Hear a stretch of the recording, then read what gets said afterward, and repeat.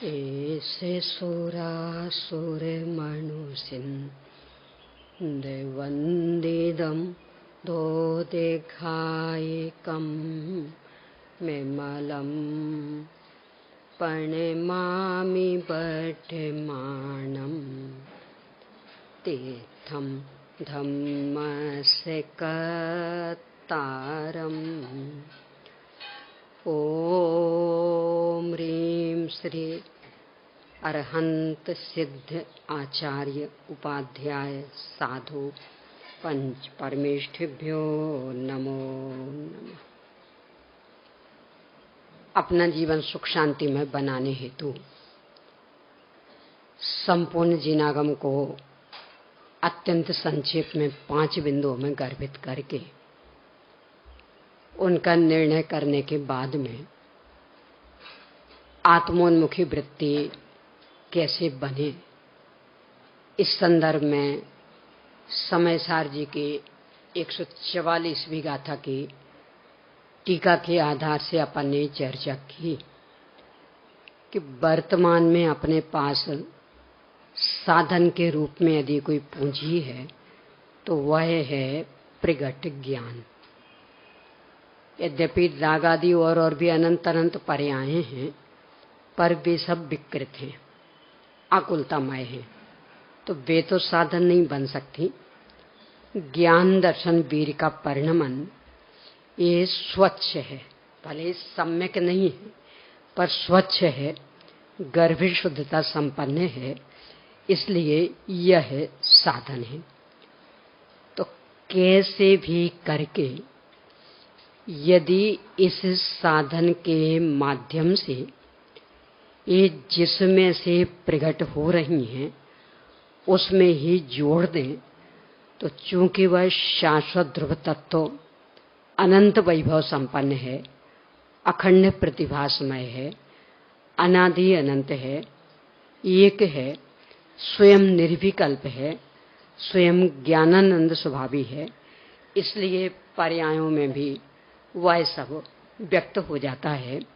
जीवन अतीन्द्रिय आनंद संपन्न बन जाता, यानी जीवन को आनंद संपन्न बनाने के लिए यदि करने के नाम पर कुछ करना है तो बस ये करना है कि जितना जो भी अपना प्रगट ज्ञान है उसको वह जिसमें से प्रकट हो रहा उसमें जोड़ दे।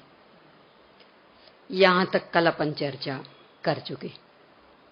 अब आज इससे आगे कि सब उसे जोड़ने जाते हैं तो शांति तो नहीं मिलती और ज्यादा चंचल हो जाता है मन। यानी जितना चंचल तो अभी सुनने में नहीं रहता, स्वाध्याय करने में नहीं रहता, और सामायिक करने बैठते हैं, इस प्रगट ज्ञान को ज्ञान स्वभाव में जोड़ने का प्रयास करते हैं तो और अधिक चंचल हो जाता है। आज अपनी चर्चा इस पर है कि वास्तव में चंचल हो जाता है कि अपना भ्रम है, और वह भ्रम भी कैसे तोड़ें। देखिए, एक विश्वास पहले ही दृढ़ करके रखिएगा कि यदि जीवन सुख शांति में बनाना है तो करना तो यही पड़ेगा। बस इतना अंतर पड़ेगा, आज करना कि कल करना कि परसों करना कि हजारों वर्ष बाद करना, पर यदि जीवन सुख शांति में बनाना है तो करना पड़ेगा, कोई दूसरा उपाय नहीं। यहाँ आचार्य श्री नेमिचंद सिद्धांति देव ने बृहद द्रव्य संग्रह इसकी 47 नंबर की गाथा में ये लिखा कि कोई सा भी मोक्ष मार्ग आप प्रकट करना चाहते हो, वैसे मोक्ष मार्ग 2 नहीं है, मोक्ष मार्ग का निरूपण 2 प्रकार का, उसका प्रतिपादन 2 प्रकार का, विश्लेषण 2 प्रकार का।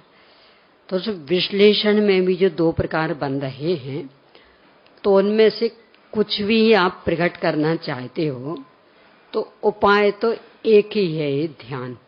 गाथा देखते हैं दुविहंपि मोक्ष हेउम झाने पाउ नदी जम्मुनी नियमा तम्हापयत चित्ता जोयम जानम समाभस है 47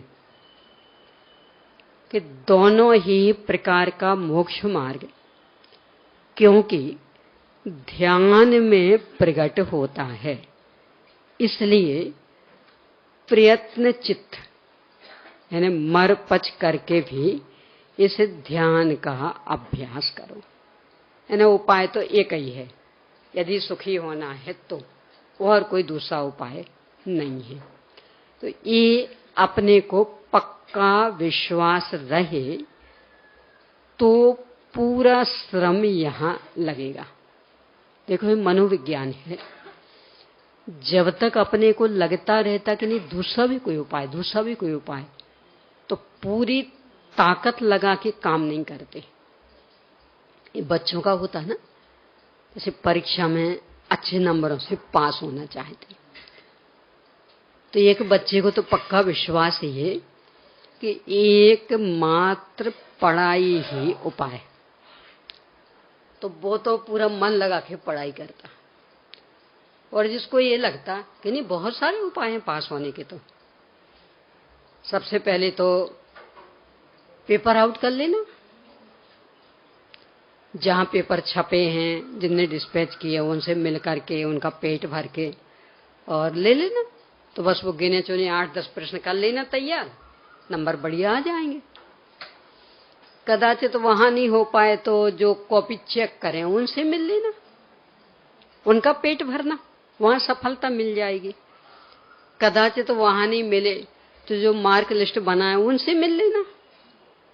कदाचित वहां नहीं मिले तो वो जो हेड रहेंगे उनका पेट भरना, कहीं ना कहीं तो दाल गल जाएगी। इतने सारे उपाय जिसे अच्छे नंबर पाने के दिख रहे हैं, अब वो एकाग्र मन से पढ़ पाएगा? वो तो यहाँ नहीं तो वहां, वहां नहीं तो वहां, वहां नहीं तो वहां, इस दिशा में प्रयास करेगा। सफलता तो कहीं मिलने वाली है नहीं। अंतिम क्षण तक प्रयास करेगा और जब लगेगा कोई उपाय नहीं, तब तक समय निकल गया होगा, तो पढ़ भी नहीं सकता। इसलिए सबसे पहले ये निर्णय करना आवश्यक है कि किस काम का क्या उपाय, और एक मात्र एक जिससे चित्त दुविधा में ना रहे कि ये नहीं कर पाएंगे तो ये कर लेंगे, इससे सिद्ध नहीं होगा तो उससे सिद्ध हो जाएगा। ऐसा रहा तो चित्त एकाग्र नहीं होगा, पूरी ताकत वहां नहीं लग पाएगी। यहां क्या कह रहे कि यदि मोक्ष मार्ग प्रकट करना है, जीवन सम्यक रत्नत्रय संपन्न बनाना है, सुख शांति में जीवन जीना चाहते, तो मात्र एक ही उपाय कि जैसे बने तैसे ध्यान करो। क्यों? इसका भी बहुत सटीक उत्तर दिया है कि भाई प्राप्त की प्राप्ति होती है ना, जहां जो चीज होगी ही नहीं तो वहां से वो चीज कैसे प्रकट होगी। तो ये 40वीं गाथा में इसका भी उत्तर देते हैं कि हम ध्यान करने की इतनी अधिक प्रेरणा क्यों दे रहे। बहुत ही सही तुक क्या लिखते, रैणतयम न बट्टई अपान मुयत्तु अन्न दवी यम्मी तम्मा तत्य मय्यु हो दिहु मोक्षस्य कारणम आदा। कि ये तो विश्वास है ना कि सम्यक रत्नत्रय मोक्ष का कारण, कि इसमें ही विश्वास नहीं। सम्यक दर्शन ज्ञान चारित्राणी मोक्ष मार्गा, ये स्वीकार है कि नहीं? कि हाँ साहब ये तो स्वीकार। तो चूंकि ये सम्यक रत्नत्रय आत्मा के अतिरिक्त अन्य किसी में नहीं पाया जाता, यानी बिल्कुल ऐसी बात कर रहे। आमरस अच्छा लगता है? हाँ, बहुत अच्छा लगता है। काय का बनता वो पता? अरे नाम ही उसका आमरस है, तो आम के अलावा किससे बनेगा? तो आम का। पक्का? ठीक है। तो आपको खरीदना है कि हाँ? तो ये मान के चलो कि आम की मंडी में मिलेगा, आम बेचने वाले की दुकान पर मिलेगा। कि नहीं, सब ज्वेलरी बाजार में मिल गया तो, किसी ज्वेलरी की दुकान पे मिल गया तो जाओ फिर भटको ही। अब तुम्हें आज तो अमरस नहीं मिल पाएगा। क्यों? ये कहां मिलता है यही विश्वास नहीं हो रहा अभी। यानी ज्वेलरी की दुकान पर अब वो तर्क दे, जब वहां करोड़ों करोड़ों का माल मिल सकता तो ये 100 रुपए का माल नहीं मिल पाएगा। ज्वेलरी की दुकान पे कितना कितना महंगा माल मिल जाता, 1 करोड़ का इतना सनक। तो इतना महंगा माल मिल सकता तो आम तो 100 रुपए का मिल जाना, तो वो नहीं मिलेगा। कि ठीक है, आपको एक कुतर्क करना तो करो और भटको, हम जिम्मेदार नहीं हैं। कि नहीं साहब गुस्सा क्यों हुआ है, आप तो बताओ। कि बता रहे ना, तो पहले ये विश्वास करो कि इसमें महंगे सस्ते का प्रश्न नहीं है। हर चीज की दुकानें सुनिश्चित होती हैं। ज्वेलरी की दुकान पर हीरा माणिक मिलेगा, आम नहीं मिलेगा। आम तो आम की दुकान पर मिलेगा। तो पहले ये विश्वास करो तो हमसे बात करो, फिर हम बताएंगे कि आम की दुकानें कहाँ हैं। अब यही विश्वास नहीं हो, वो ये लगता हो कि नहीं चाहे जहां मिल जाएगा, तो अब हम तुमसे बात नहीं करेंगे। यानी सबसे पहले ये विश्वास करो कि आम की दुकान पर मिलेगा, तो फिर हमसे पूछना कहाँ है साहब ये दुकान है, तो हम बताएंगे कि यहाँ है वहां है वहां है, तो खरीद लो, तो अमरस मिल जाएगा। ऐसा यहां आचार्य से कह रहे कि ये पक्का विश्वास कि सम्यक दर्शन ज्ञान चारित्राणी मोक्ष मार्गा, कि इसमें ही शंका कि सब ये तो पक्का विश्वास, क्योंकि ये तो उस ग्रंथ का सूत्र है कि जो सर्वमान्य है। दिगंबर भी माने, श्वेतांबर भी माने, थानकवासी भी माने, तेरापंथी भी माने, 20पंथी भी माने, सब मानते। तो ये स्वीकारना। हाँ, तो अब ये स्वीकार करो कि ये आत्मा के बिना कहीं नहीं मिलता। कि नहीं सब और कहीं, तो जाओ खोजो फिर। अभी हमसे बात नहीं करना, खो जाओ जहां जहां आपको संभावना दिख रही हो, तो खो जाओ। यानी ये स्वीकार करो कि ये आत्मा के बिना कहीं नहीं मिलेगा, तब बात आगे बढ़ेगी। तो यहां वो कह रहे कि रैनतयम अपणम मुयत्तु अन्नदव्यमी न बट्टई, कि रत्नत्रय आत्मा को छोड़कर अन्य द्रव्यों में नहीं पाया जाता, इसलिए आत्मा में लीनता ही रत्नत्र है और वही ही मोक्ष का मार्ग। तो आत्मा में लीनता करना ही एकमात्र कर्तव्य रह गया रत्नत्रय पाने के लिए, मुक्त होने के लिए, जीवन सुख शांति में बनाने के लिए। ये निर्णय पहले चाहिए। जो अपने परम भाव प्रकाशक नए चक्र है ना, उसका मंगलाचरण, उसमें यही भाव था। जो एक शुद्ध विकार वर्जित अचल परम पदार्थ है। ये विशेषण जो कल अपन ने 144 में गाथा की टीका के देखे थे ना, जो एक ज्ञाय के भाव निर्मल नित्य निज परमार्थ है। ये तो शाश्वत आत्मा का परिचय।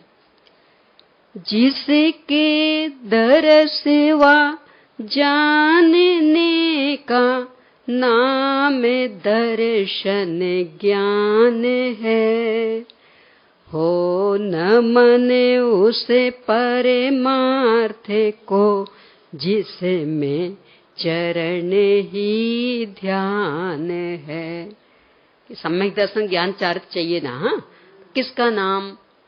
कि ऐसा जो ज्ञायक तत्व इसके दर्श का नाम है सम्यक दर्शन, इसके जानने का नाम है सम्यक ज्ञान, और इसमें ही स्थिरता का नाम है ध्यान यानी सम्यक चारित्र। तो ये चाहिए ना सम्यक दर्शन ज्ञान चारित्र, तो बस एक ही उपाय कि इसमें लीन हो। इसके अतिरिक्त ये कहीं नहीं मिलेगा।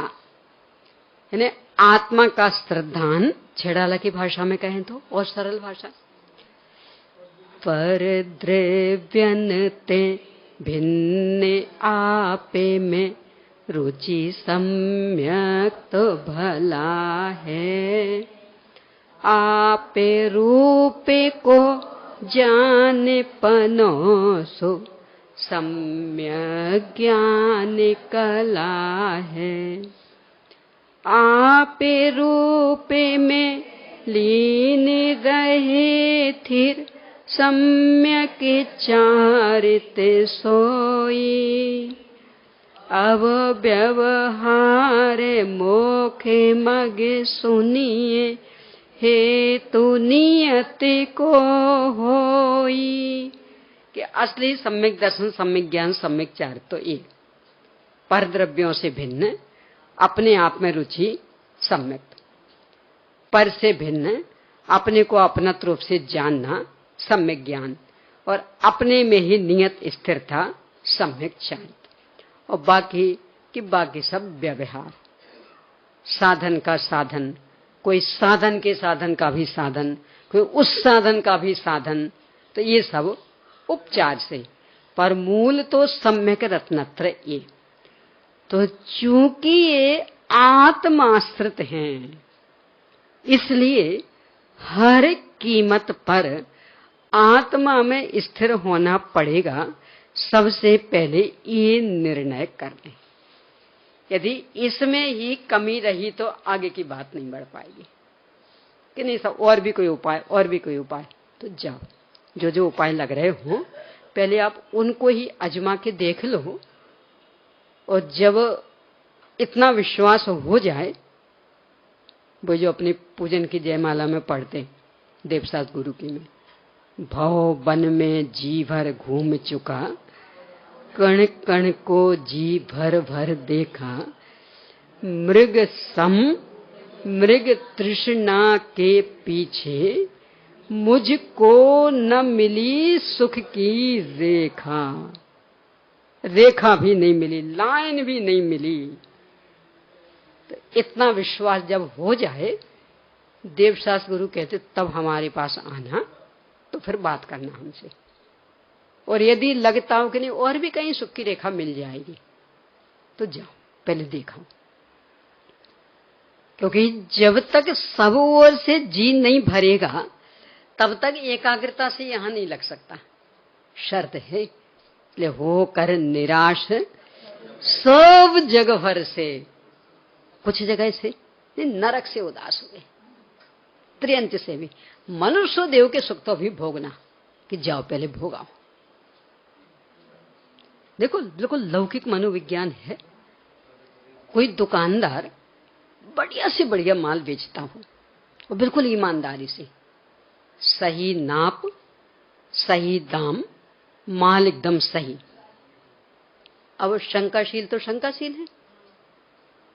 अनेक जगहों से ठगाया गया था वो ग्राहक, तो वो वहां भी प्रश्न खड़ा करता, नहीं साहब ये माल इतने का थोड़ी।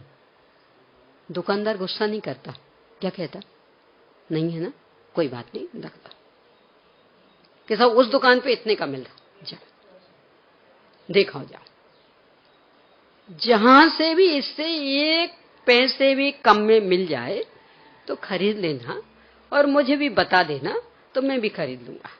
जाओ, उसे तो पक्का पता ऐसा कहीं है ही नहीं, इतना सही दाम कहीं मिलेगा ही नहीं, सही नाप कहीं मिलेगा ही नहीं। कदाचित माल हो सकता तो और गड़बड़ी होगी, पर ऐसा ही माल सही नाप में, सही दाम में मिलने का मात्र एक मेरा प्रतिष्ठान, और कहीं नहीं मिलेगा। ये उसे विश्वास रहता तो कितने विश्वास के साथ ग्राहक से कह देता, जाओ जाओ खुशी से जाओ, आप बिल्कुल ही मन में नहीं सोचना कि हमें बुरा लग रहा, बिल्कुल बुरा नहीं लगा। आप तो जाओ, खुशी से जाओ, जहां जहां खोजना हो खो जाओ। क्यों? उसे पक्का विश्वास कि सब जगह खोज के आएगा तो ये स्थिति बनेगी, होकर निराश सब जगह भर से। तो अब आएगा तो पूरे विश्वास के साथ लेगा और अन्यथा दुविधा में उलझा रहेगा। हाँ, ले तो लिया, परंतु वहां भी ऐसा ही माल था और वो तो इतने में बता रहे थे, तो पहले देखा होगा। यानी इतना दृढ़ विश्वास चाहिए पहले। देखो, सम्यक्त्व के लिए भी सबसे पहले जो प्रतिबंध है ना कि देवशास्त्र गुरु का श्रद्धान, वो बस इसलिए कि यदि अभी आपको और दुकानें दिख रही हो ना, कोई फायदा नहीं होगा। तो इसलिए पहले जाओ, देखाओ, सब दुकानें देखाओ। जब सबसे निराश होके आ जाओ कि जो हमें चाहिए वो कहीं नहीं मिला, अब यहां पूरे विश्वास के साथ में आएंगे तो जो भी ये बताएंगे उन बातों के ऊपर भी विश्वास होगा और क्रियान्वयन करने का पुरुषार्थ करेंगे। और दुकानें दिख रही होंगी तो कितने ही अच्छे से अच्छा माल बताएंगे, स्थिरता नहीं आएगी। इसलिए सबसे पहली शर्त है देवशास्त्र गुरु का श्रद्धान करना। और सब जगह को देख देख करके। अपन ने तो जैनेतर लिया था ना रात वाले में, ये जैन धर्म में पैदा भी नहीं हुआ, जैन जाति में पैदा नहीं हुआ, और पुण्य का उदय बहुत तेज, लौकिक सुविधाएं सारी की सारी उसके पास, पर अंदर से बेचैन है। तो निकल पड़ा था सुख खोजने। जिन जिन की शरण में जाता था उनने यही बताया था कि हाँ, इस कारण दुखी होगे। ये कहता नहीं, वो तो मेरे पास पहले से है, तो इस कारण होगे कि नहीं, वो भी पहले से, तो उस कारण कि नहीं, वो भी पहले से। तो उसे तत्कालीन निर्णय हो जाता कि जिन जिन को ये सुख का कारण मान रहे हैं, बता रहे हैं, वे सारी सामग्रियां अमाप मात्रा में मेरे पास हैं और मैं सुखी नहीं हूं, बेचैन हूं, तो इसका मतलब ये बताने वाले गड़बड़ हैं। यदि इनसे सुखी होते होते तो मैं हो गया होता ना, मेरे पास कमी कौन सी। बस इतने से के बल पर 60 अनायतनों से बच गया, या नहीं मिलेगा माल, इसके बल पर उसकी शोध शुरू हुई। तो इतना दृढ़ विश्वास चाहिए।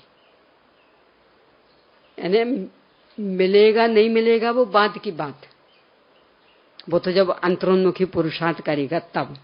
पर पहले ये पक्का निर्णय कि अन्यत्र तो नियम से नहीं मिलेगा, यहां मिल पाए नहीं मिल पाए वो बात की बात, पर अन्यत्र नियम से नहीं मिलेगा, ये पक्का निर्णय चाहिए। तो सम्यक रत्नत्रय मोक्ष का मार्ग, और ये मात्र आत्माश्रित है, इसलिए और कहीं भी भटकने के लिए रंच मात्र अवसर नहीं है। जैसे बने तैसे आत्मा का आश्रय लेना मात्र एक ही उपाय है। ये जितनी दृढ़ता से पक्का विश्वास होगा, समझ लेना आत्म ध्यान के लिए पुरुषार्थ उतने जल्द ही शुरू हो जाएगा। और यदि और कोई उपाय दिखता होगा तो जाओ, अपन ये मान के चलें, क्योंकि अपने को तो विषय आगे बढ़ाना है ना, तो अपन ये मान के चलें कि हमने पक्का विश्वास कर लिया कि एकमात्र आत्माश्रय से ही सम्यक रत्नत्रय प्रकट होता है, मोक्ष मार्ग प्रकट होता, मोक्ष दशा प्रकट होती। तो अब हमने प्रयास शुरू किया था कल परसों नरसों के आधार से, पर यहां तो उल्टा हो गया। यानी स्वाध्याय करने में उतना मन चंचल नहीं था, स्वाध्याय सुनने में मन उतना चंचल नहीं था, और ध्यान करने बैठे तो पता नहीं कहां पहुंच गया मन। यानी पूरा बचपन स्वाध्याय में कभी याद नहीं आता था, सामयिक में याद आने लगा, और बस इसलिए हम घबरा के उठ गए। तो पहला तो निर्णय क्या किया कि अब घबरा के उठने से काम नहीं चलना है, क्योंकि उपाय तो एक ही है। तो अब अपन मान के चले कि हमने मान लिया कि उपाय तो एक ही। तो कैसे स्थिर हो अब इस दिशा में। तो सबसे पहले अपन ने समस्या क्या खड़ी की कि सब उसमें तो मन और ज्यादा चंचल हो जाता है, जितना अभी नहीं है। बैठना एकाग्रता से, जो भी बैठेंगे तो यही हालत होगी। यानी इतना इतना इतना इतना तूफान मचाता है मन, कुछ कहो ना। पता नहीं क्या क्या बातें याद आती, यानी जो कभी याद नहीं आई होंगी सपने में भी, और वो सब याद आएंगे। पूरा बचपन का, यानी बिल्कुल शादी जैसे बिल्कुल अभी हो रही हो ऐसा दिखने लगेगा, और बाल बच्चे जैसे बिल्कुल अभी जन्मे हो ऐसे दिखने लगेंगे। सब लगा लेना जिसके जीवन में जो जो घटनाएं घटी वो सब, वो लड़ाई झगड़ा आदि भी। अब सबसे पहले इसका समाधान अपने को खोजना कि सबसे पहले तो ये माने कि मन तो इस समय भी चंचल चल रहा, पर मन एकदम स्थूल चीज में उलझ रहा है, इसलिए वो सूक्ष्म चंचलता को जान नहीं पा रहा। और जब हमने अपने सभी आंख नाक कान आदि बुद्धिपूर्वक बंद कर लिए ना, तो उपयोग की स्थूलता खत्म हो गई, तो उपयोग थोड़ा सूक्ष्म हुआ, तो वो सूक्ष्मता के कारण अंदर की चंचलता ज्ञात हो गई। देखो ऐसा होता, एक घड़ियां लगी टिक टिक कर रही ना, सुनाई दे रही किसी को? नहीं, आप तो बिल्कुल पास बैठे ना, सुनाई दे रही नहीं, तो नहीं बज रही ना, नहीं चल रही ना, चल रही। अब अभी बिल्कुल सुनाई नहीं दे रही, और रात को 10, 11, 12 बजे, और किसी किसी दिन तो इतनी जोर से बजने लगती कि नींद मुश्किल हो जाती। तो लगता है या तो अपन इस कमरे से चले जाओ या इसको भगा दो। तो उस दिन ज्यादा जोर से बज रही होगी, क्यों? अपने को सुनाई क्यों नहीं दे रही थी फिर? यानी अभी बिल्कुल सुनाई नहीं दे रही और रात को सुनाई देने लगती, और किसी दिन तो बहुत ही जोर की आवाज, यानी नींद टूटती उसकी आवाज से। कारण क्या था? वो तो बिल्कुल एक जैसी आवाज कर रही, क्योंकि मशीन है, किसी मनुष्य का थोड़ी है कि वो गड़बड़ करेगा, वो तो मशीन। तो उसमें तो पूरी एक सी आवाज हो रही। पर अभी अपना उपयोग दो तरह से स्थूल, एक तो जिम्मेदारियां, सुबह सुबह हुआ ना तो सारे दिन भर की जिम्मेदारियां, ये करना ये करना ये करना, तो इसके कारण उपयोग बहुत चंचल। और दूसरे बाहर का कोलाहल भी बहुत, क्योंकि सभी काम वाले हैं, तो बाहर भी कोलाहल बहुत। तो ये अंदर का कोलाहल कि ये करना ये करना, इसके बाद ये करना, इसके बाद ये करना। पूरी सुबह उठते साथ ही लिस्ट बन जाती ना, आज क्या क्या काम निपटाना, अरे सोने के पहले ही कि कल क्या क्या काम निपटाना। तो वो सुबह से जिम्मेदारी सिर पे आ गई, आज ये भी करना ये भी करना ये भी करना। तो उसमें उपयोग इतना स्थूल हो रहा है कि ये जो छोटी छोटी बातें वो पकड़ नहीं पाते अपन, और दूसरे बाहर का कोलाहल भी, तो इसलिए नहीं समझ पाए। अब रात को दोनों ही समस्याएं समाप्त, कम से कम आज के दिन की जिम्मेदारियां तो पूरी हो गई। अब कल का कल देखेंगे, यानी आज जो जो भी करना था वो रात होते होते पूरा हो गया, तो आज तो राहत मिल गई। अब वो कल की झंझट आएगी तब कल देखेंगे। और बाहर का शोरगुल भी समाप्त हो गया लगभग, यानी अभी से काफी मंदा हो गया। तो दोनों प्रकार से ही थोड़ा सा शांत वातावरण हुआ, यानी अपनी जिम्मेदारियां आज की पूरी हो गई, तो उपयोग थोड़ा सा स्थिर हुआ, और बाहर का भी कोलाहल काफी कुछ कम हो गया, तो वातावरण भी शांत हुआ। इसका परिणाम निकलता कि उसकी आवाज अपने को सुनने में आ जाती। कर तो रही थी वो बिल्कुल एक सी आवाज अभी भी और रात को भी, और कभी कभी चित्त और ही ज्यादा स्थिर हो गया तो वो और तेज सुनाई देने लगती। यानी वो तेज बजने लगी ये नहीं है, उसकी तो बिल्कुल एक ही ध्वनि, पर उपयोग थोड़ा और शांत हो गया तो वो और तेज हो गया। बस ऐसे ही यहां कि अभी सुनने में उपयोग लग रहा है ना, देखने में उपयोग लग रहा, यानी कर्नेंद्र के विषय में लग रहा, चक्षु इंद्र के विषय में लग रहा, पंखे की हवा भी खा रहे तो स्पर्श इंद्र के विषय में भी लग रहा, कुछ दुर्गंध आदि नहीं आ रही तो रस घ्राण इंद्र के विषय में भी लग रहा। यानी एक उपयोग इतनी जगह बट गया। और सोच भी रहे, यानी अकेले सुनाई तो पड़ी रहे, सोच भी रहे, हाँ ये बात ठीक है, ये ठीक नहीं, ये अमुक ग्रंथ की बात, ये अमुक ग्रंथ की बात, तो सोचना भी चालू। तो एक उपयोग इतने सारे काम करने में लग गया, इसलिए बहुत स्थूल हो गया। तो स्थूल हुआ तो अंदर में क्या क्या चल रहा ये जानने की क्षमता उसकी नहीं रही। अब जब हम सामायिक करने बैठे, यानी अपने प्रकट ज्ञान को आत्मा में जोड़ने बैठे, तो ये सब काम हमने बुद्धिपूर्वक बंद कर दिए। क्योंकि शुरुआत ही यहां से हुई थी ना कि मत ज्ञान तत्व को भी और श्रुत ज्ञान तत्व को भी आत्म सम्मुख करना, तो बराबर इंद्रियों का भी काम बुद्धिपूर्वक बंद, मन का भी काम बुद्धिपूर्वक बंद, सोचना विचारना ये भी बुद्धिपूर्वक बंद। यानी जितना जो भी उपयोग उलझ रहा था वहां से हमने बुद्धिपूर्वक समेट लिया, तो ये स्थूल उपयोग सारा समाप्त हो गया। तो अब जो वो सूक्ष्म उपयोग हुआ, तो मन में जो संकल्प विकल्प चल रहे थे वो अपने ज्ञान गोचर हो गए। चल तो पहले भी रहे थे वही घड़ी की आवाज जैसी, पर शोरगुल के कारण जान नहीं पा रहे थे। ऐसे ही मन में संकल्प विकल्प तो अभी भी चल रहे, पर ये जो शोरगुल हो रहा ना उपयोग की स्थूलता, इसे जान नहीं पा रहे। अब जैसे ही हमने इस सब से उपयोग को हटाया तो उपयोग थोड़ा सूक्ष्म हुआ, तो मन कहां कहां दौड़ रहा ये अपने को पता लग गया। तो अंतर किसका था? पता लगने और नहीं लगने का। चंचल होने और नहीं होने का अंतर नहीं था। अपने को भ्रम क्या हुआ था कि पहले चंचल नहीं था, अब चंचल हुआ।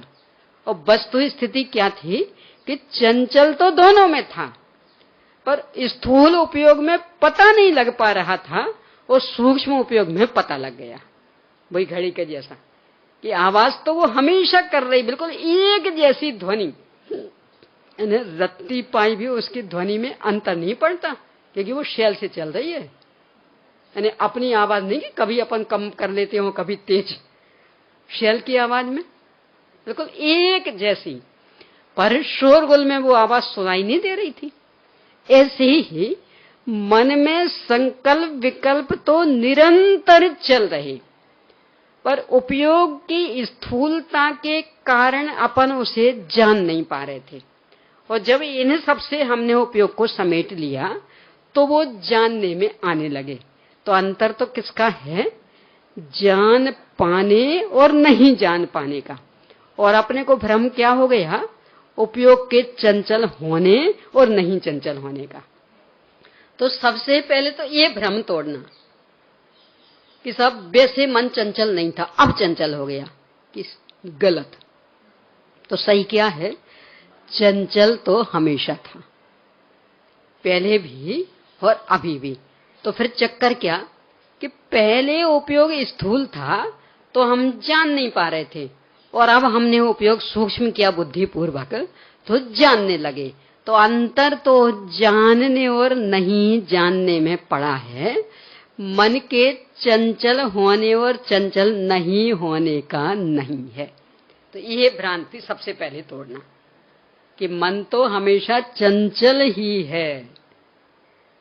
अभी कम चंचल और उस समय ज्यादा चंचल हो जाता ये नहीं है, जितना उस समय उतना ही अभी। तो अंतर किस बात का कि अभी हम समझ नहीं पा रहे और उस समय समझ लेते हैं, अभी हम जान नहीं पा रहे उस समय जान लेते हैं। क्यों? क्योंकि उस समय उपयोग थोड़ा सूक्ष्म हुआ है, अभी उपयोग बहुत ज्यादा स्थूल था, तो इस स्थूल उपयोग के कारण समझ नहीं पा रहे थे। उस समय उपयोग सूक्ष्म हुआ तो समझ लिया। तो ये भ्रांति टूटे तो बात आगे बढ़े। अब अपन मान लें कि हमने भ्रांति तोड़ दी, क्योंकि अपने को तो विषय चलाना है ना, एक एक को लेकर के कब तक बैठे रहेंगे। तो अपन ये मान के चलें कि हमने भ्रांति तोड़ दी, ये मान लिया कि उपयोग मन तो निरंतर चंचल ही है, चाहे स्वाध्याय कर रहे हो और चाहे सामायिक में बैठे।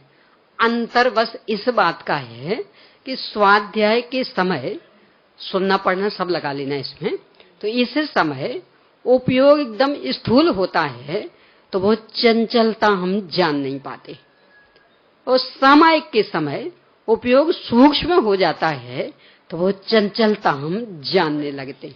तो अंतर तो जानने और नहीं जानने का पड़ा है, चंचल होने और नहीं होने का अंतर नहीं। अपन मान के चलें कि ये भ्रांति हमने तोड़ दी और ये सत्य स्वीकार कर लिया कि मन तो निरंतर चंचल है, अभी हम जान नहीं पा रहे हैं और उस समय जानने लगे। ठीक है, अब ये फाइल बंद है, अब अगली फाइल खोलें। किटी के सब जान लिया तो भी होना तो नहीं चाहिए ना, कि हाँ नहीं होना चाहिए, तो अपनाएंगे उसके लिए प्रक्रिया। क्या प्रक्रिया? तो सबसे पहली बात तो ये कि जान लेना ही समस्या के समाधान का दरवाजा खोलेगा। पहले तो जान ही नहीं पा रहे थे, तो था उपयोग चंचल और हमें लगता था चंचल नहीं है, तो अब स्थिर करने का पुरुषार्थ ही नहीं कर सकते थे। अब हमें सही पता लग गया कि मन तो निरंतर चंचल है। पहले नहीं जान पा रहे थे, अब जानने लगे, तो जानने लगे तो हमें अपना कच्चा चिट्ठा पता तो लग गया ना कि कहां कहां हम दौड़ते हैं। यानी बैठे हैं यहां, देखते हैं धार्मिक, देखो कितना बड़ी, कितने धार्मिक, 1.5 घंटा मंदिर में बैठते हैं, कितना पूजन, कितना स्वाध्याय, कितना सामायिक, तो अपने को भी और दूसरों को भी भ्रम में रख रहे थे, क्यों वो कच्चा चिट्ठा तो पता नहीं था। और अब पता लगा कि अरे मन यहां यहां दौड़ रहा, तो थोड़े से अपने अहम में कि देख लो कितने धार्मिक, शरीर तो मंदिर में बैठा है, तो मन कहां पहुंच गया? मन का तो कर में फिरे, मनुआ फिरे बाजार, और अकेले बाजार में ही नहीं, न जाने कहां कहां। यानी बचपना, जवानी, लड़ाई झगड़ा, राग द्वेष सब एक हो जाते, सब याद आने लगता। तो अपना कच्चा चिट्ठा, अपनी कमजोरी पता लगी, तो अब नियम से वो समाप्त कर सकते हम। पहले पता ही नहीं लग रहा था। देखो बीमारी ऐसी होती ना, तो बहुत, कई एक तो बहुत भयंकर बीमारी चलती रहती, मरीज को कुछ पता नहीं लगता। कोई डॉक्टर, उसके जो विशेषज्ञ, वो कुछ चिन्हों को देख के जान, आप कोई बीमारी है नहीं, हम तो बिल्कुल हट्टे कट्टे, बिल्कुल सब फ्रेश, कहीं कोई समस्या नहीं, नहीं आप कोई बीमारी है। कि तो हमें तो एहसास होना चाहिए ना, बिल्कुल नहीं, हर काम में बढ़िया उत्साह है, सब बढ़िया काम चल रहा है, कि देखो मानो एक बार टेस्ट करा लो, जांच करा लो। जब जांच कराता है तो एड्स वगैरह की बीमारी तो ऐसे ही है, ये पीलिया रोग की भी ऐसी है। जो उसके चतुर वैद्य होते तो वे थोड़ी सी दृष्टि नाखूनों पे डालें, पैरों के तलवे पे डालें, यानी चल रहे हो ना तो जो पैर का ये वाला हिस्सा इस पे डालें, उतने से समझ लेते से पीलिया हो गया। अब यहां लक्षण कुछ नहीं दिख रहे अपने को, सब बराबर चल रहा। अब वो कहे नहीं बढ़िया है, तो सब कुछ, कहीं कोई समस्या ही नहीं। तो कहता भैया हमारे हजारों बार के अनुभव हैं, हम तुम्हारे साथ झूठ क्यों बोलेंगे, तुम एक बार जांच कराओ। जब जांच करा तो निकलता है ये अपना भी बस चंचलता का रोग ऐसा चल रहा, यानी ऊपर ऊपर से देख, नहीं हमारा उपयोग बिल्कुल स्थिर। अरे इतनी स्थिरता से स्वाध्याय सुनते कुछ कहो ना, पूरा पूरा लिख सकते, पूरा पूरा दोहरा सकते, बिल्कुल मन यहां वहां नहीं डोलता। भगवान कह रहे इतना डोल रहा कुछ कहो नहीं, कि नहीं बिल्कुल नहीं डोलता। तो जब वो सामायिक में बैठे और वो जांच की, हाँ भगवान वास्तविक कह रहे थे, कितना डोल रहा, कहां कहां पहुंच रहा, तो पहले भी इतना ही डोल रहा था। तो बीमारी पकड़ में आ गई, पकड़ में आ गई, तो अब है ना निदान एक बार ख्याल में आ जाए तो उपचार तो हो सकता। अभी तो स्वीकृति नहीं थी कि मन चंचल, अभी तो लगता तो नहीं, बिल्कुल स्थिर बैठते हैं। अब मान लिया अपन ने कि हाँ मन चंचल, तो अब रोकें कैसे, इसका उपाय। इसका उपाय मात्र एक ही कि आप मन को रोकना बंद कर दो। यानी मन रोकना चाहते ना तो उपाय क्या करो, सब रोकना बंद कर देंगे तो रुकेगा कैसे? कि यही सबसे बढ़िया उपाय और बिल्कुल मनोवैज्ञानिक। एक दिन चर्चा की थी थोड़ी सी, बच्चे को गोदी में बिठाना हो, याद आ गई होगी घटना। यानी छोटा बच्चा, अब चूंकि आज के जमाने में एक या दो बच्चे, तो अगली पीढ़ी आने में लगभग 25 साल का अंतर पड़ जाता। तो वो जो 25 साल बाद आता छोटा तो बहुत ही लाडला रहता। क्यों? अभी तक तो छोटे बच्चे खेलने को खिलाने को ही नहीं मिले थे, तो बहुत ही लाडला। तो सब चाहते कि हम इसको लिए रहें, और उसके तो हाथ पर चलने लगे तो उसको लगता हम दुनिया देखें, तो गोदी में नहीं बैठता। अब सब चाहते बिठाना। अब मान लो घर में अकेली दादी है और वो बच्चा है, पोता है।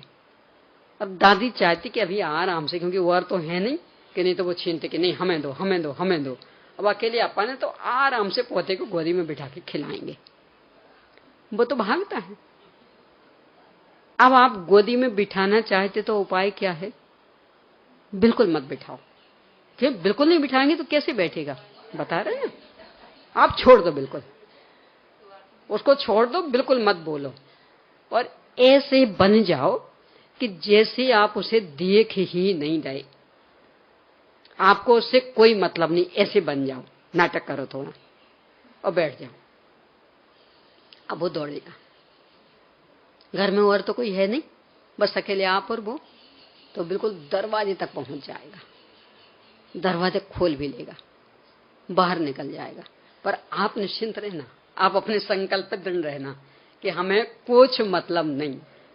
उसे भी तो अपनी जान प्यारी है ना, इस धोखे में नहीं रहना वो बाहर यहाँ चला गया तो बिल्कुल नहीं जाने वाला। हाँ, यदि आपने गड़बड़ की तो अवश्य भागेगा, क्योंकि बचने को भागेगा ना तो पता नहीं कहां कहां भागेगा। आप यदि नहीं उठे तो वो दरवाजे से बाहर निकल कर के भी बस वहीं रहेगा, उससे आगे नहीं जाएगा। अब वो दरवाजे के बाहर पहुंच गया, खूब चारों ओर की दुनिया देख ली, मन भर गया। अब वो सोचता अंदर आना।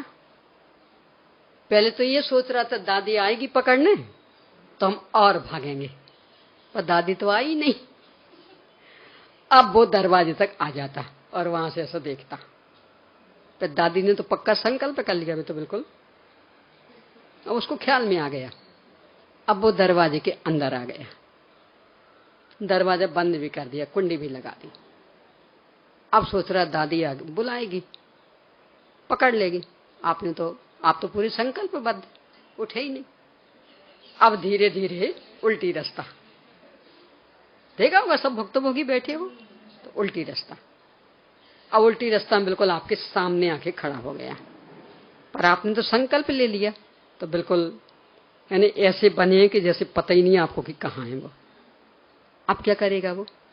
अब पीछे जाके यानी आपका ध्यान भंग करेगा, यानी अपनी विद्यमानता सिद्ध करेगा, पर आप तो संकल्पबद्ध।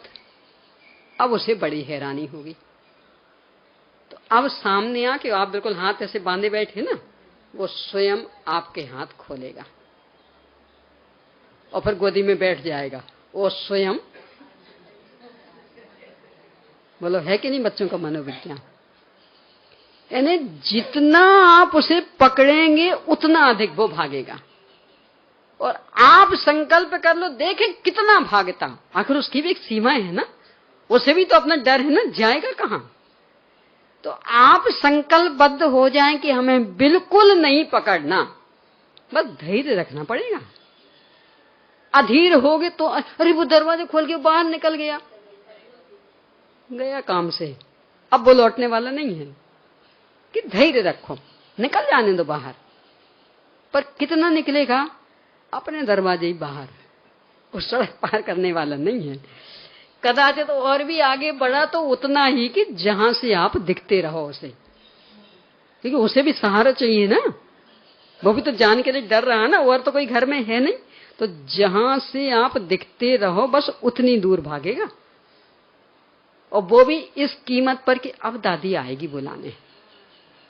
पर आप धैर्य नहीं छोड़ना, आप अपने संकल्प में बंधे रहना, परिणाम निकलेगा उसका। ये मन भी ऐसे ही बच्चा है। आप जितना अधिक इसे बांधने की कोशिश करोगे, नहीं आत्मोन्मुखी होना चाहिए, आत्मोन्मुखी होना चाहिए, भागेगा। पर इसकी भी एक सीमा है, केवल ज्ञान नहीं है अपने को। कहां तक भागेगा? कितनी याददाश्त है, भाई बचपन तक भाग जाएगा। कदाचित जाति स्मरण हो गया तो और पूर्व भाव तक भाग जाएगा। पर जाति स्मरण कितने भावों का? एक का होगा, दो का होगा, चार का होगा, कितने का होगा? उससे आगे अरे केवल ज्ञान भी हो जाए ना तो पहली बात तो वहां मन होता ही नहीं। कदाचित होता तो कितना भागता कि बस ये सारा लोकालोक इतने, इससे आगे कहां जाता। यानी गए ही जब इतने हैं तो यहीं तक तो दौड़ता ना, पर उनके तो है ही नहीं, तो समस्या खत्म, अपने है तो कहां तक भागेगा। कि जो जो घटनाएं घट चुकी हैं और जिन जिन को लेकर के अनुमान लगाया जा सकता, बस वहां तक, और वे अनंत नहीं है। क्योंकि अपने पास जो मतिश्रुत ज्ञान है उसमें अनंत को जानने की क्षमता ही नहीं है। वे असंख्यात भी नहीं है, क्योंकि मतिश्रुत ज्ञान बहुत कम जानता। शास्त्र के आधार से भले अनंत असंख्यात को जान ले, पर सीधा कि मात्र संख्यात। यानी बचपन भी याद आएगा। कितना आएगा याद? जैसे अपना अपना उम्र का लगा लेना, तो जितने साल बीत चुके उतने साल की हर घटना याद है तो कितनी सी याद, तो कितना दौड़ेगा मन। और जाति स्मरण तो है ही किनको, तो और पीछे दौड़ने की तो बात ही नहीं। यानी बचपन तक ही दौड़ेगा, पर उसकी भी सारी घटनाएं याद नहीं है, बहुत कम याद, तो उतना ही दौड़ेगा। कितनी सीमित हो गई दौड़। यानी अपने को लग रहा ना पता नहीं कहां कहां पहुंच गया, पता नहीं कहां कहां, कि अपने ज्ञान की ओर से देखना तो लगेगा कहीं भी सीमा पार करके नहीं गया। जो पहले हमने जाना है बस मन वहीं तक स्थिर रहा है। यानी आप पहले सम्मेशिका जी जाया है तो मन वहां तक दौड़ जाएगा। कदाचित मान लो आप महाबलेश्वर भी जाया हो तो वहां तक दौड़ जाएगा। कदाचित आप कश्मीर भी घूम आए हो तो वहां तक दौड़ जाएगा। पर लंदन कभी गई नहीं तो वहां कि नहीं, वो टीवी पे देख लिया होगा तो टीवी के देखे में दौड़ जाएगा। उससे आगे यानी इस मन की एक सीमा है कि जो जो जितना जैसा जाना होगा बस वहां तक दौड़ेगा, उससे बाहर नहीं। तो पहले ये भ्रम तोड़ देना कि पता नहीं कहां कहां दौड़ता, कि पता नहीं कहां कहां दौड़ता की क्षमता ही नहीं उसमें। जो आपने पहले जाना होगा बस वहीं तक दौड़ेगा, उससे आगे जाने की क्षमता नहीं। कदाचित शास्त्र के माध्यम से जाना हो, टीवी आदि के माध्यम से जाना हो तो वहां तक दौड़ जाएगा, पर ज्ञान तक ही, उससे आगे नहीं। यानी जिनको आज तक जाना ही नहीं, कदाचित अनुमान करके दौड़ जाए, पर अनुमान भी कितना कर पाता बोलो, उसकी भी एक सीमा।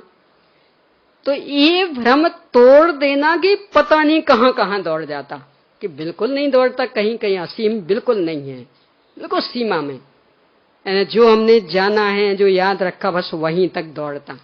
उसके बल पर जो अनुमान लगाया वहां तक दौड़ता, कि ठीक है मान लिया कि वहां तक दौड़ता।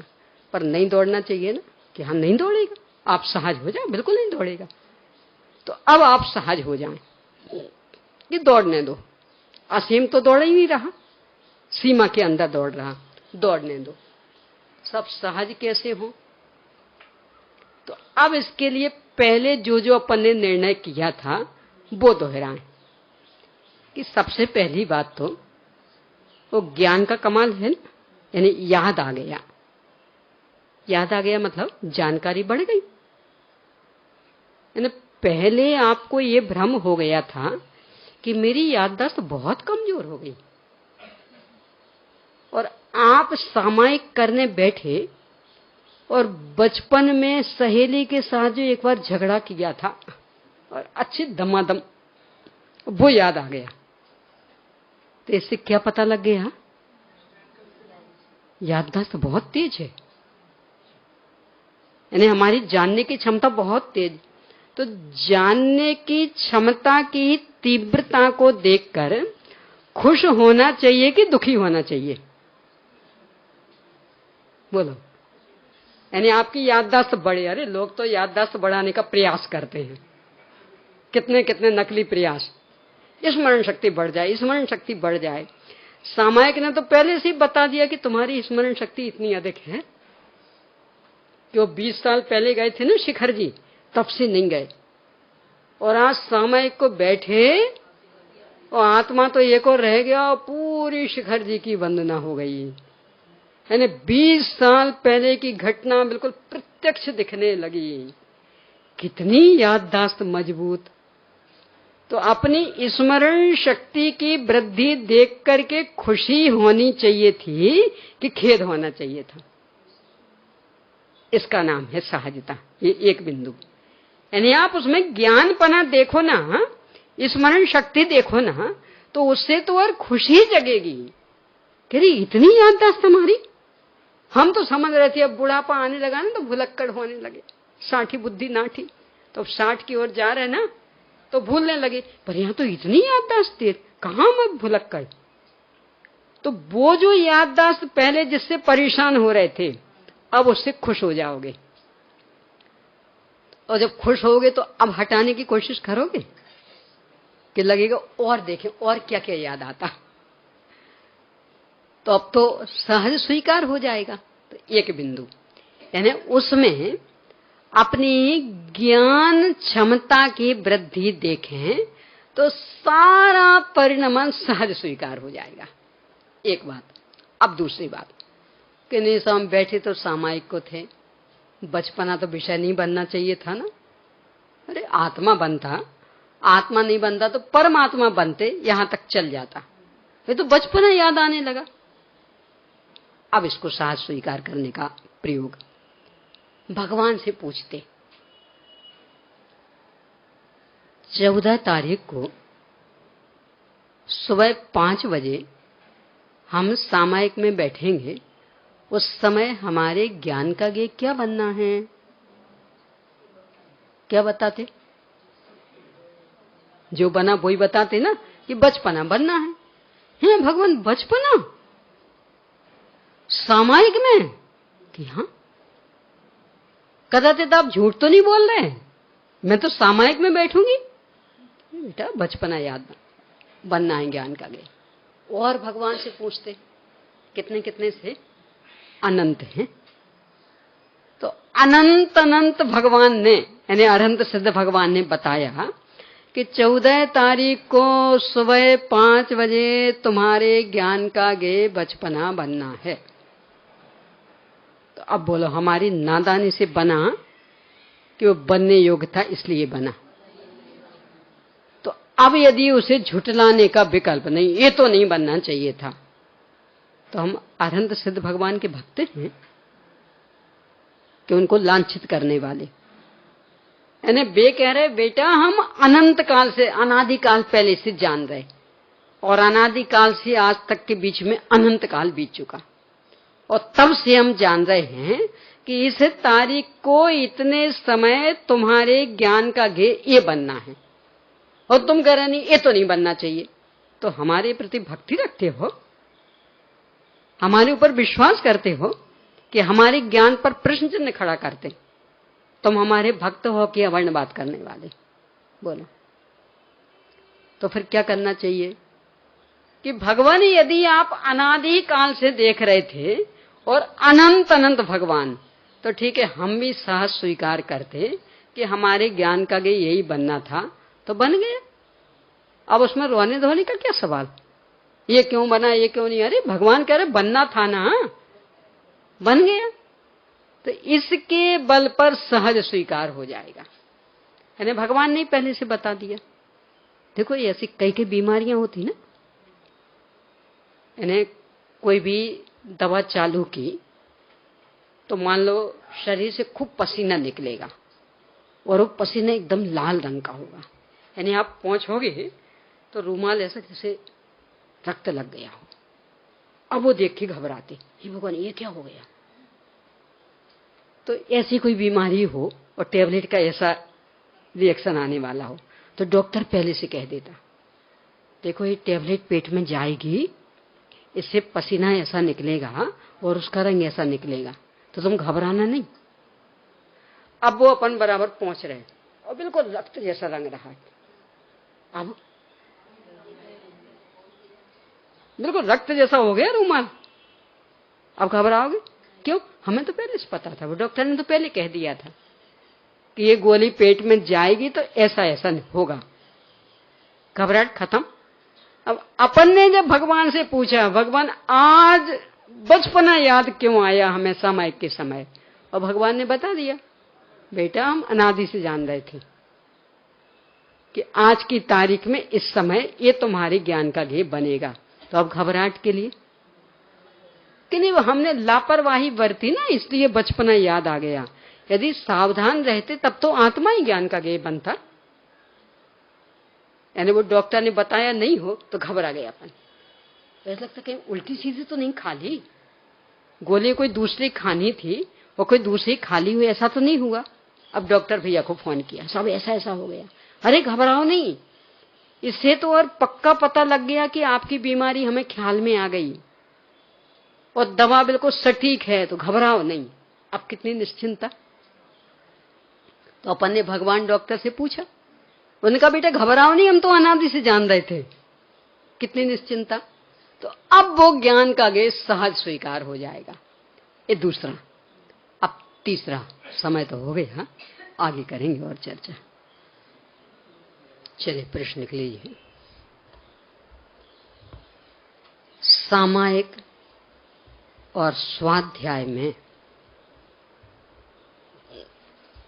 मन की अस्थिरता और स्थिरता संबंधी तथ्य को स्पष्ट कीजिए।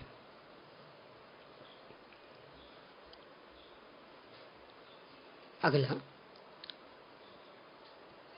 यथार्थ सम्यक रत्नत्रय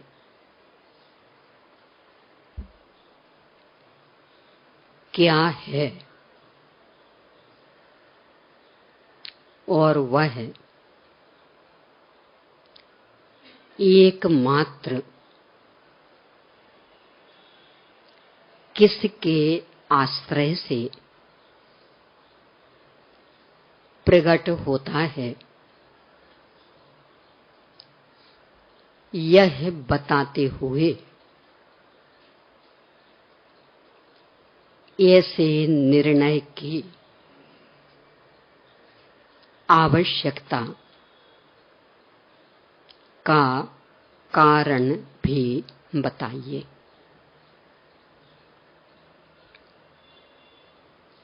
अगला, चंचल मन को